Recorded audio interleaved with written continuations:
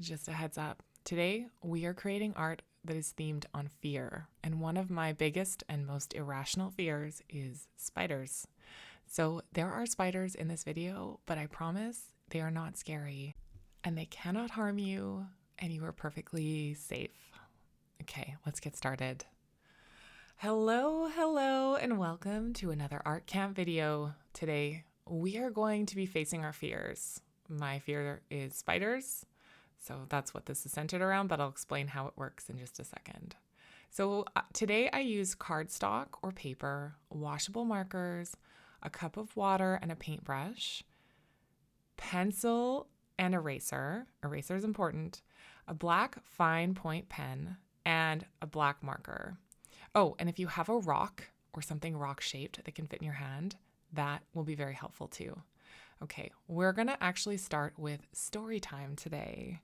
So once upon a time, Rebecca was giving her rocks a bath in the river, letting them enjoy the sunshine and the waves. It was so peaceful. And then she let her rocks dry and she looked down, and there was a giant fishing spider, also called a dock spider, sitting on the rock. Now, I have an irrational fear of spiders, so I may have squealed and run away. But my mom, who's very brave, took some pictures of the spider and the rock. And I'm so glad she did, because when I looked back at it, I realized how gorgeous this creature was. And this beautiful creature never hurt me. It never hurt anybody. It was just minding its own business. And my fear put this reaction in me where I kind of wanted to smash it. I'm not going to pretend that I didn't, but I ran away squealing. When I look back at the pictures, not only did I realize that I had been safe the whole time, if I give this creature space, it will give me space, but also that this was so beautiful, so beautiful. I actually had this as my phone background for years. That's how much I love this picture. And I started to imagine if I could face my fear and pick up the rock with the spider on it. How scary might that feel, but also how much would that be helping me overcome my fear of spiders? Now, this picture is of an orb weaver that was on my garage. My fear of spiders stopped me from opening the garage for like a week. I just left the spider. I was so terrified. So a little irrational. We are going to start by holding a rock in our hand. And to me, a rock symbolizes safety. And I traced around the outside. I just tried to hold still, and I took a pencil and I traced around my wrist and the rock and my fingers. And then I started drawing exactly what I could see. So pay attention to what you can see. We are going to be creating bravery portraits. This is me imagining the most brave thing I could have done in that moment and facing my fears through art, because I can't say that I'm brave enough yet to try and face it in real life. So I'm going to create a portrait of me facing my fear, because the first step to creating bravery is imagining bravery. Okay, so you're going to hold a rock. This is one I found on an adventure, and it is my good friend. It was the one in the portrait that the spider was sitting on. I hold onto the rock and I start to really pay attention to what I can see. Now, tracing the outline first helped me have points of reference. And then I filled in the details from what I could see in real life and what was on the paper. And between the two of them, I think it turned out pretty good. So then I used a reference picture to draw the spider. And the reference picture that I used is the one that's at the beginning of this video. And I made it a little bigger because I'm trying to make myself feel super brave. I spent some time getting the spider right and liking the position. And there is no right or wrong other than, do I like where this is sitting? And if you don't like it, that is what your eraser is for. So when I was doing this, I actually had to change the position of the rock because the spider was so big that its legs were going to be touching my thumb. And I am brave, but I am not that brave. And I couldn't even bring myself to draw it. I need the rock. The spider can only be touching the rock because my fingers were twitching. I was so uncomfortable. So I erased the rock I'm laughing at myself because I know it sounds so silly, but fear can do things to us that we don't even notice, and we're acting in ways that don't make sense. So it's good to notice our fears so that we can take back that a little bit of control from them. Okay, so I had to move the rock and make it bigger so that the spider was not touching me, even in the picture. Again, sorry for my head blocking it all the time. This is a note that I've taken for future projects, and it's learning. So I spent some time looking at the spider, and I saw there were actually heart shapes on the spider. And once I saw that, I started to realize that I was going to bring that as a focus to help me connect with the spider and how beautiful it really is. And then I started to go around. Once the spider was in place, the fear was in place, and I had added a little bit of beauty to it. I started to go around and put just a little bit of detail on my rock. But the most important part was putting the shadow on your hand. Now, we do not shadow the rock. We have a different plan for that. We're going to color that one. Start by going over your sketch of your hand, looking at what you can see and drawing it. Don't judge yourself. Just let it come out. Let it be a work in progress. Just like the beetle, don't give up. I'm looking at where I can see shadows and I'm coloring it in. Now, I used a shading pencil here, but you could use a regular pencil. Turn it on its side and shade, not with the point of the pencil, but with the side of the pencil lead. And then use your finger to very gently rub the edges and rub over it, and you'll start to create a shadowy effect. So you can use just the regular school pencils, work for this. You just have to be patient and spend time in your eyes. Spend time in your eyes looking at what you see in front of you. The biggest part of drawing is just learning to look, learning to watch.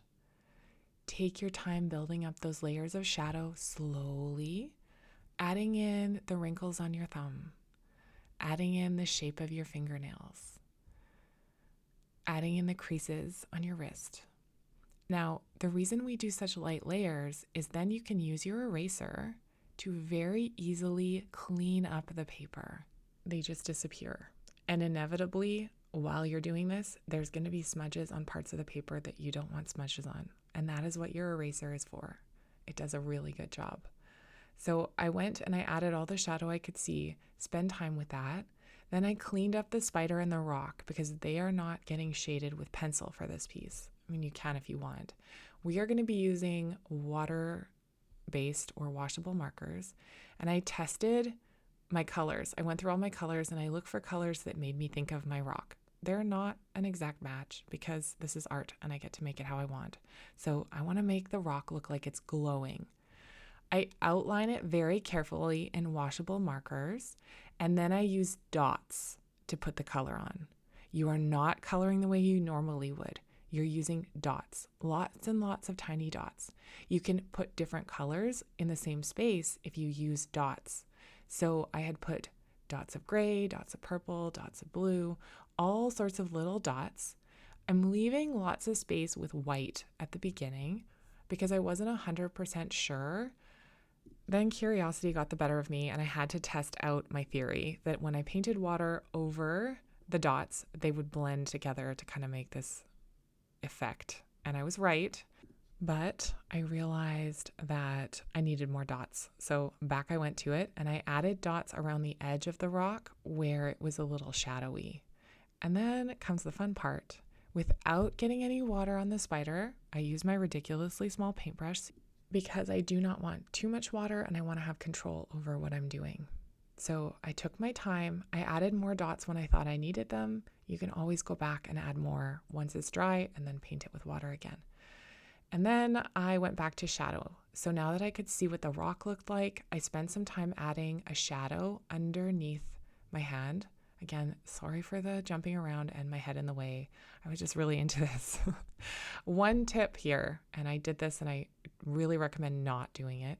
Do not try and erase marks on wet paper. So my top finger there was wet I got a little bit of water on it, and then I tried to erase it, and I took the paper with me.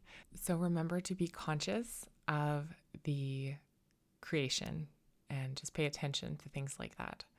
So once I'm confident that I like where everything is, then I can start making my pencil lines a little bit darker. So you start with a really light sketch, and then when you're sure that everything's where it needs to be, you can start to darken the lines. Don't overthink it. So I added shadow underneath there, practicing adding a gradient that's darkest next to my hand, and then as it comes out, you can see that I use less and less pencil layers, and then I used an eraser to clean it up and make it a clean line. I wasn't sure where I wanted to go with the background, so I started working on the spider.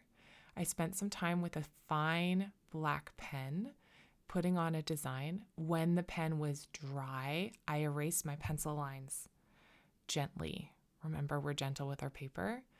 And then I started looking at my spider, looking at the picture of the spider, and spending some time adding the details I could see, embellishing the beauty, highlighting the beautiful parts of the spider, really paying attention to those patterns on his back.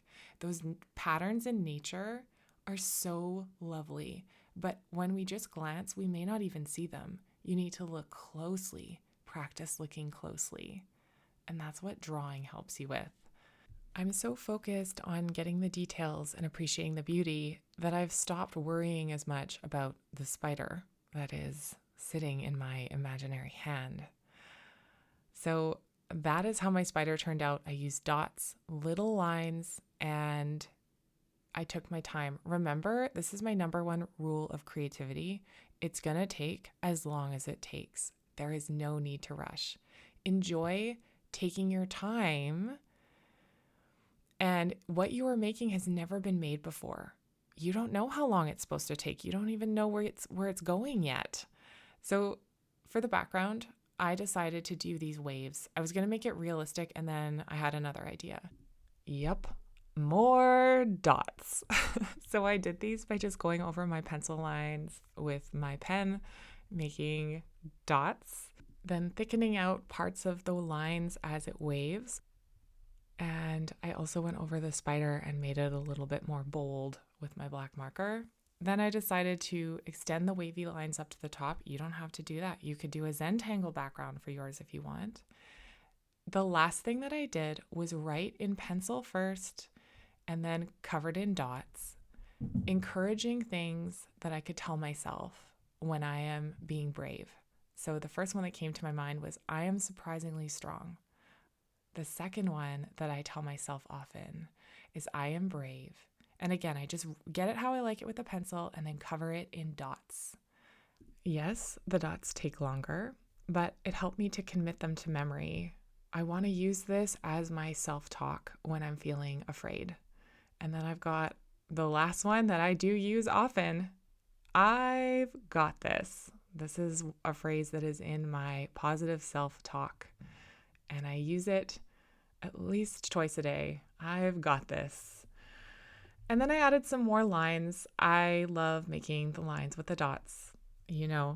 I've mentioned it many times, but it almost looked like the water in the background. Me holding the spider on the rock next to the water. I am rewriting the story. I am brave. I will do this one breath at a time. Remember, take a big breath. This is just for fun. There's no way to get it wrong, and just by trying, you've already got it right. Thank you so much for creating with me, and have a very beautiful day.